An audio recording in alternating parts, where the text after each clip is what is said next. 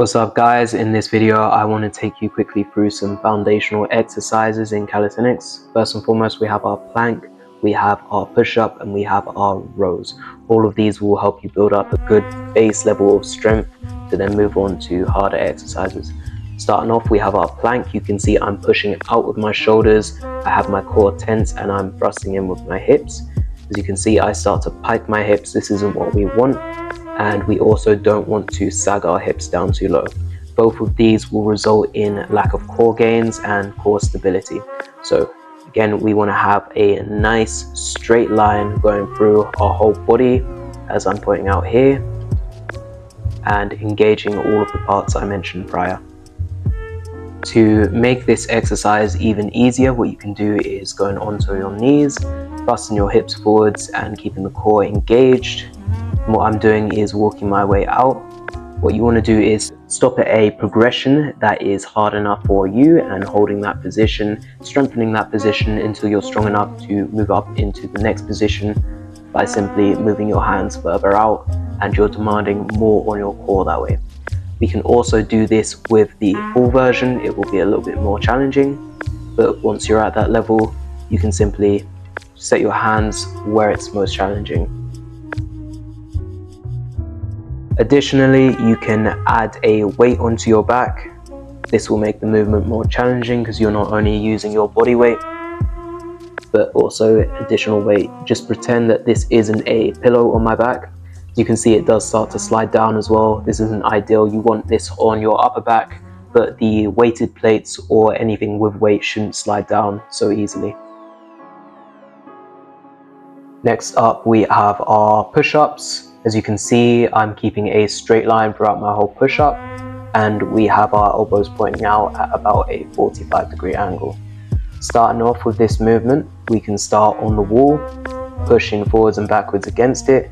It's a little bit awkward with our head placement. You can see me lifting my head against the wall, but it's fine as a building block.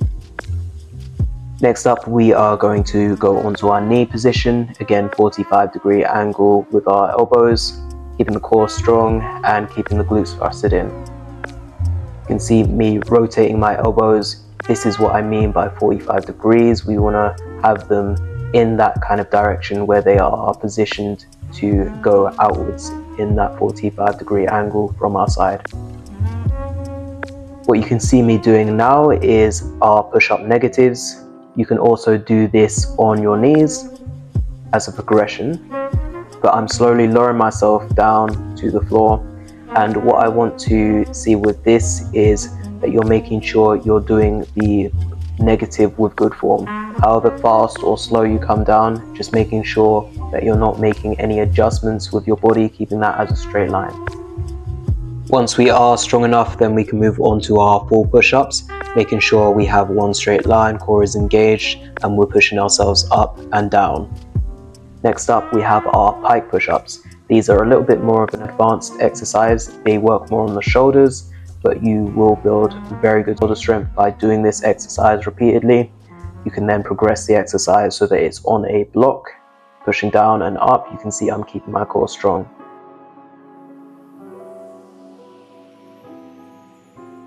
Next up, we have our rowing movements. So you can do this on a bar, or you can also do this using rings.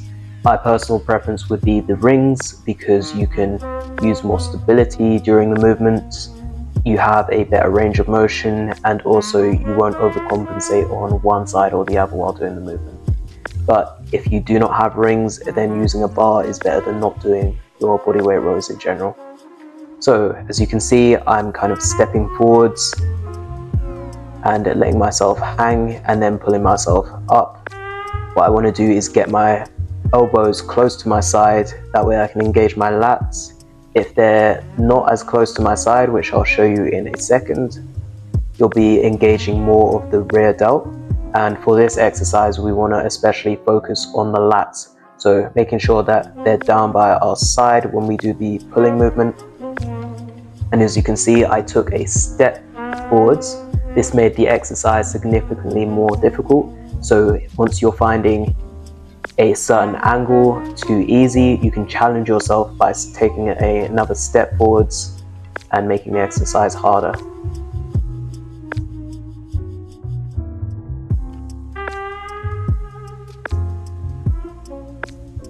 Additionally, you can use a block.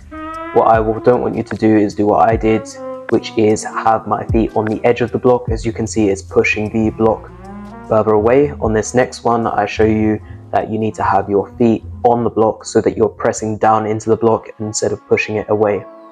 That is it for your basic movements, guys. Give these a try and let me know if you have any questions.